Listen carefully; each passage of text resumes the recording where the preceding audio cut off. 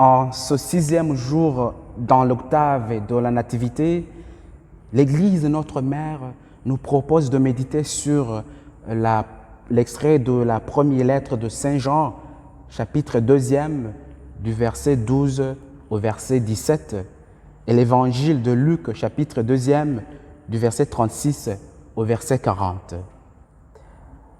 La première lettre de Saint Jean est adressée plus longuement à ceux qu'il appelle mes petits-enfants. Mais ces petits-enfants dont parle Saint Jean, qui sont-ils? En effet, l'étude des textes joanniques nous révèle que cette lettre de Saint Jean est adressée à la communauté des chrétiens qui est en train de subir les persécutions et qui est confrontée à l'émergence des mouvements philosophiques, le gnosticisme et l'hellénisme en particulier, qui niaient catégoriquement la divinité de Jésus d'une part et son humanité d'autre part. C'est à cela que Jean s'adresse, comme à des petits-enfants qui, de par leur expérience, sont plus exposés au vent contraire de la doctrine chrétienne.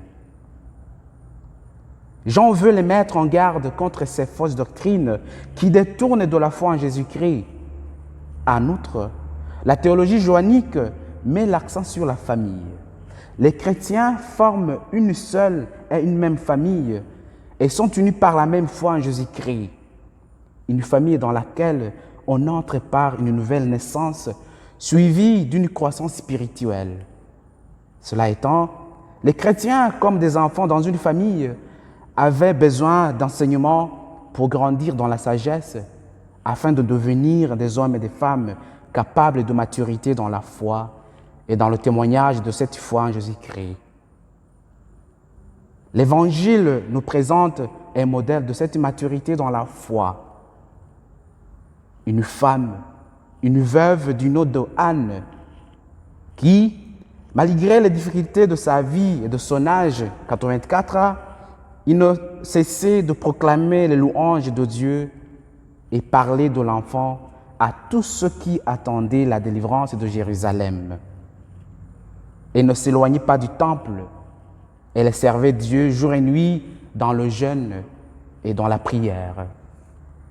Cet enfant n'est autre que Jésus-Christ que ses parents venaient de présenter au temple.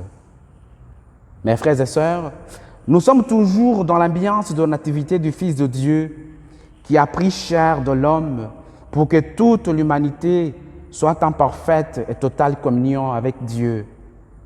Mais pour être en communion avec Dieu et participer à sa vie, nous avons besoin d'une maturité spirituelle, de mener le saint combat de la foi dans la prière et la fidélité à l'Évangile. Bien plus, il nous faut aller au-delà de notre histoire douloureuse et de nos conditions de vie difficiles, telle est la pauvreté, la souffrance liée à notre état de vie, la maladie, les guerres de toutes les formes, les problèmes politiques, les problèmes religieux, etc., pour témoigner efficacement des bienfaits du Seigneur et demeurer dans une relation profonde avec Dieu. C'est cette relation intime qui conduit à la reconnaissance de l'enfant Jésus en qui est la plénitude du salut. La reconnaissance de Jésus comme Sauveur et Seigneur donne de nouvelles forces dans notre cheminement pour rendre grâce. Mes frères et sœurs en Christ, être chrétien, c'est reconnaître le Christ, notre médiateur unique devant le Père, qui s'est consolé et renouvelé les forces dans le combat de la foi.